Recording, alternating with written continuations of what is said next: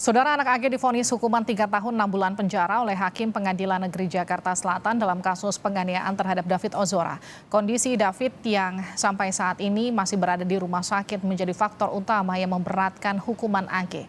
Apakah vonis ini sudah maksimal dan sesuai harapan keluarga? Bagaimana kemudian respon keluarga David atas vonis ini? Kita akan sapa Paman David Ozora, Alto Luger. Selamat malam Pak Alto.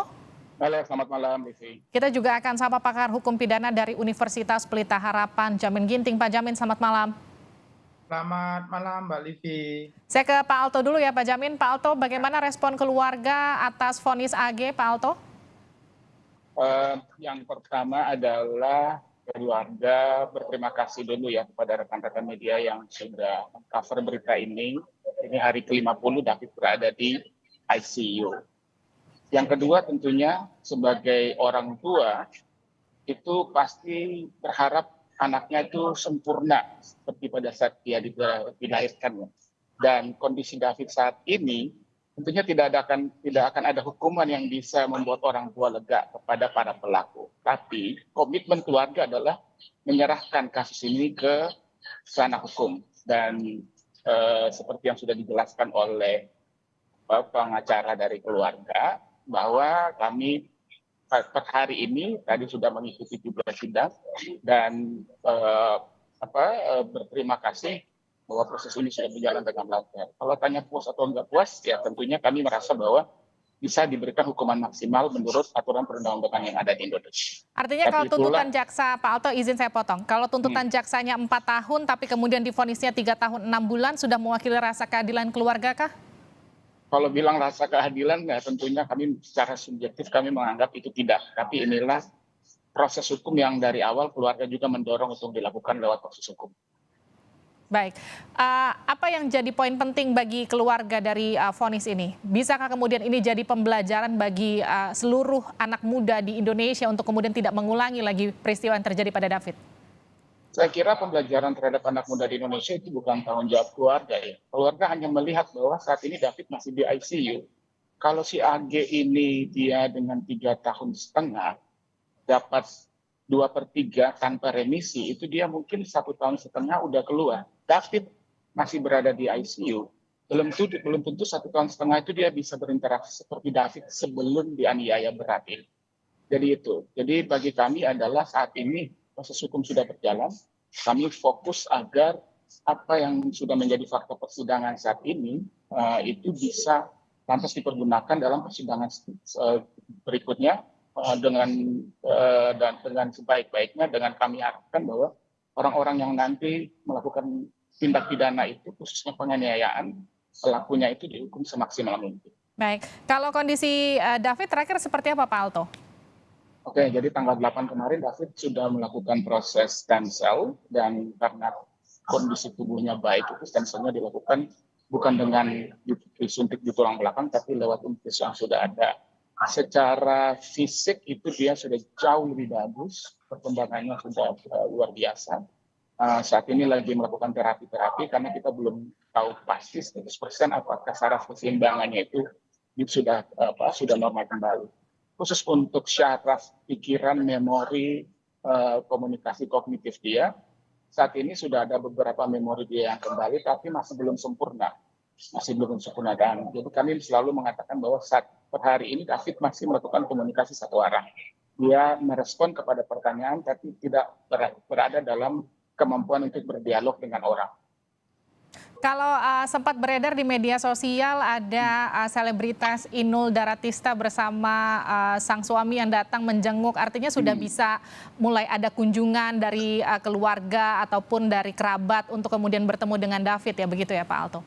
Betul sekali, jadi memang dengan kondisi dia yang sudah semakin membaik, itu kami berupaya agar ada interaksi dengan orang-orang yang berada pada memori dia sebelumnya.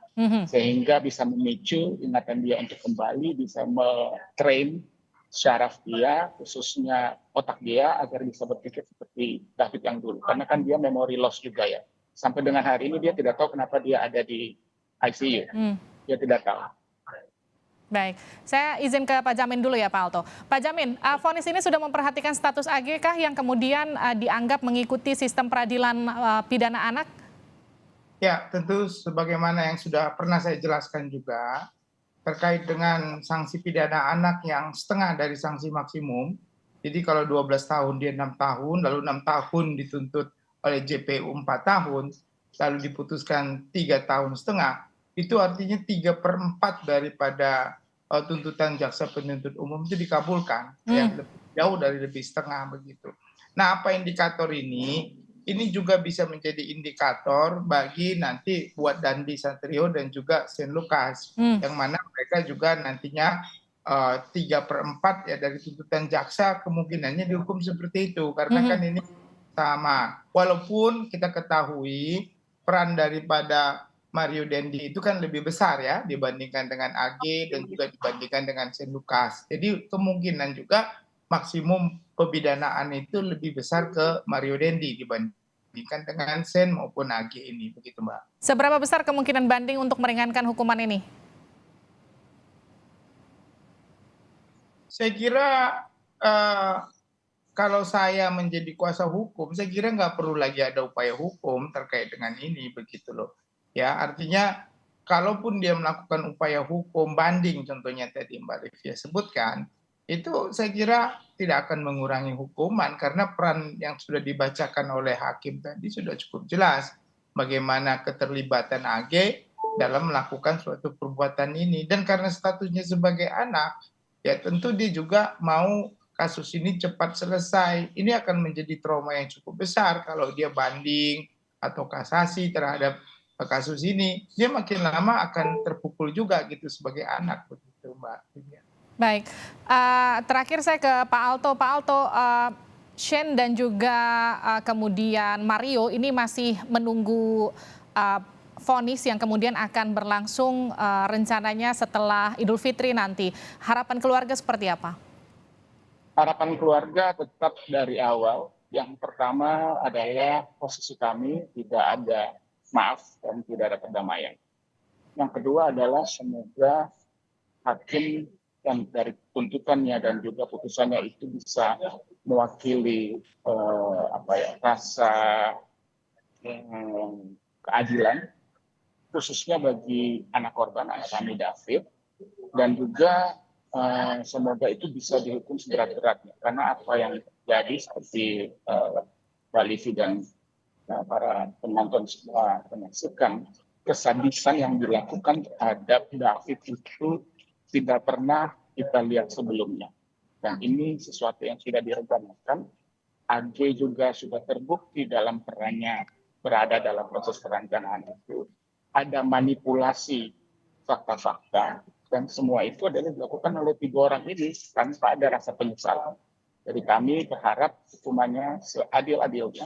Tapi juga dari keluarga mengharapkan supaya seberat-beratnya, khususnya bagi pelaku utama.